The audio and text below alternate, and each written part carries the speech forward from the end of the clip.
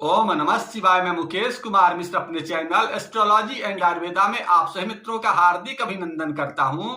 और आज आप सभी मित्रों के समक्ष हम जो टॉपिक को लेकर के उस टॉपिक का नाम है चंद्रमा की दशा महादशा आवे तो क्या करें। पिछला एपिसोड में हमने सूर्य ग्रह की दशा महादशा का वर्णन किया था, तो हमने आज सोचा कि क्यों ना आज आप सभी मित्रों को चंद्रमा ग्रह की दशा महादशा का भी वर्णन कर दूं। तो सर्वप्रथम इस एपिसोड में हम लोग बात करेंगे कि शुभ चंद्रमा की जब दशा आती है तो क्या संकेत होते हैं और अशुभ चंद्रमा की दशा में क्या संकेत होते हैं। इसके अलावा इन सब का निराकरण कैसे हो, इन तमाम बातों की जानकारी आज के एपिसोड में देने वाले हैं। अतः धैर्य पूर्वक और ध्यान पूर्वक आज के एपिसोड को सुने और सुनने के बाद अपने जिंदगी से चंद्रमा जनित जितनी भी समस्याएं हैं उन सब समस्याओं को सही कर लें। सबसे पहले यह बात करते हैं कि शुभ चंद्रमा जब आते हैं तो क्या क्या संकेत देते हैं। तो शुभ चंद्रमा की दशा में आपकी मानसिक रूप से स्थिति काफी शांत, काफी सौम्य होती है। इसके अलावा माता का विशेष रूप से आशीर्वाद मिलता है और राजा की पत्नी यानी कि आज के दौर में अगर देखा जाए तो मंत्री वगैरह, प्रधानमंत्री वगैरह या इसी प्रकार के जो भी पद होते हैं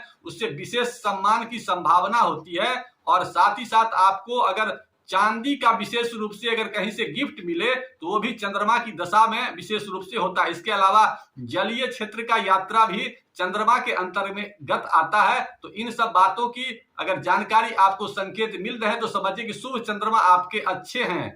और अब अशुभ चंद्रमा की बात करते हैं कि जब आपके जिंदगी में मानसिक समस्या ज्यादा से ज्यादा आने लगे तो समझिए कि अशुभ चंद्रमा की दशा में वो परेशानी बढ़ाएगा। इसके अलावा आपके अंदर में विशेष रूप से माता की मैंने सुख में कमी हो जाए या माता बीमार होने लगे तो समझ जाइए कि खराब चंद्रमा की दशा होने वाला है। इसके अलावा शरीर में कफ ज्यादा बनने लगे, इसके अलावा आपको विशेष रूप से मानसिक परेशानी, डिप्रेशन वगैरह ज्यादा परेशान करने लगे।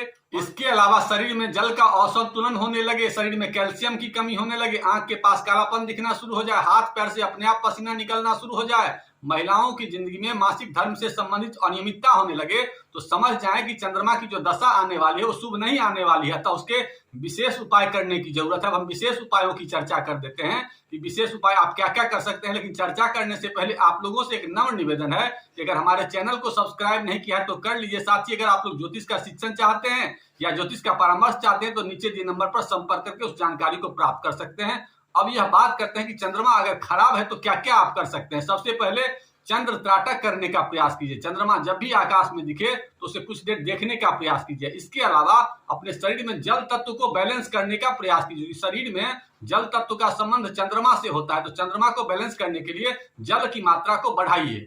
अगर आपका वजन 60 किलो है तो आपको 4 लीटर कम से कम 24 घंटा में पानी पीना है। अगर 70 किलो का है तो 5 लीटर, अगर 80 किलो का है तो 6 लीटर पानी पीना। इसी एवरेज से अपने पानी की मात्रा को बैलेंस करने का प्रयास कीजिए। सुबेरे के टाइम में पानी ज्यादा मात्रा में पीजिए, इसके अलावा शाम को कम पीजिए और साथ ही साथ रसीले फलों का प्रयोग ज्यादा मात्रा में कीजिए और स्नान नित्य दिन कीजिए। इसका विशेष रूप से ध्यान रखिए। पानी की बर्बादी न हो इसका विशेष ध्यान रखिए और माता की विशेष रूप से सेवा होनी चाहिए और भगवान शिव की भी विशेष आराधना करने से जल तत्व बैलेंस होता है। और ओम नमः शिवाय, ओम नमः शिवाय का मानसिक जाप अगर चंद्र त्राटक करते हैं तो चंद्रमा के सामने बैठ जाइए और नहीं तो एकांत में जगह में बैठ करके और भगवान शिव का ध्यान करने से भी चंद्रमा आपके जल तत्व बैलेंस होंगे। क्योंकि शरीर में 3 भाग जल ही होता है और जल अगर बैलेंस हो गया तो आपकी 70% जो दिक्कत है वो ठीक हो जाएगी।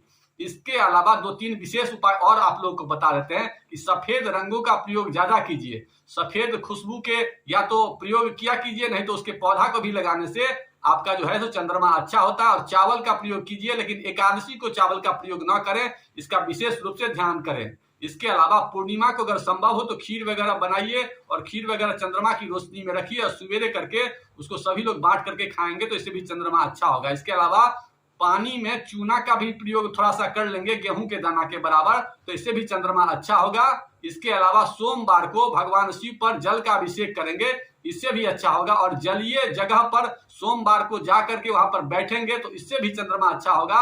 अगर तैराकी अगर करते हैं तो इससे भी चंद्रमा अच्छा होता है। ये सब उपाय को आप लगातार 2-4 महीना करेंगे तो आप महसूस करेंगे कि चंद्रमा जनित जो परेशानी है वो कम हो रही है। अब एक विशेष उपाय की आप लोग को बात बता देते हैं चंद्रमा ग्रह को मजबूत करने के लिए। सबसे पहले आपको खिरनी की लकड़ी खोजनी है। खिरनी की लकड़ी अगर मिल जाए तो उसे ले आइए और खिरनी की लकड़ी अगर न मिले तो चांदी का कोई सामान ले आ सकते हैं। और अगर चांदी भी अगर आपके पास उपलब्ध नहीं हो तो ऐसे में सूती रंग का धागा या सूती रंग का कपड़ा को ले आइए और ले आने के बाद सोमवार को या नहीं तो पूर्णिमा तिथि को चंद्रमा की रोशनी में जाइए और वहां पर बैठ करके कोई धूप वगैरह जला लीजिए और धूप वगैरह जलाने के बाद उस लकड़ी को या नहीं तो धागा को और नहीं तो चांदी को अपने हाथ में रखिए और रखने के बाद भगवान शिव का ध्यान कीजिए और ध्यान करने के बाद ओम सोम सोमाय नमः स्वाहा या ओम श्राम श्रीम श्रोम सह चंद्रमसे नमः स्वाहा या ओम नमः शिवाय, तीनों में से जो मंत्र आपको आता हो उस मंत्र का 108 बार जप कीजिए और जाप करने के बाद उसको या तो माता के द्वारा धारण कर लीजिए और नहीं तो कोई बुजुर्ग महिला हो उसके द्वारा अगर आप उसको पहन लेते हैं तो आप देखेंगे कि चंद्रमा जनित जितनी भी समस्याएं हैं उस धागे से या उस खिरनी की लकड़ी में इतनी ताकत हो जाएंगी कि आपके जो चंद्रमा है वो मजबूत होने लगेंगे। इन उपायों को आप कुछ दिन करेंगे तो आप महसूस करेंगे कि आपके जो भी ग्रह थे कमजोर वो अच्छे होने वाले हैं। इससे भी अगर न बात हो तो भगवान शिव का विशेष रूप से ध्यान मानसिक रूप किया कीजिए। ओम नमः शिवाय हमेशा जपते रहिए। ऐसा करने से आप महसूस करेंगे कि कुछ ही दिनों में आपके चंद्रमा जन जितनी भी समस्याएं हैं उसकी दशा में शुभ परिणाम मिलने शुरू हो जाएंगे। इन्हीं बातों के साथ आज के एपिसोड को यहीं समाप्त करते हैं। पोस्ट अच्छा लगा तो लाइक करिए और किसी प्रकार की इसमें शिकायत दिखती है तो उसे कमेंट बॉक्स में लिखिए। इन्हीं बातों के साथ आज के पोस्ट को यहीं विराम देते हैं। ओम नमः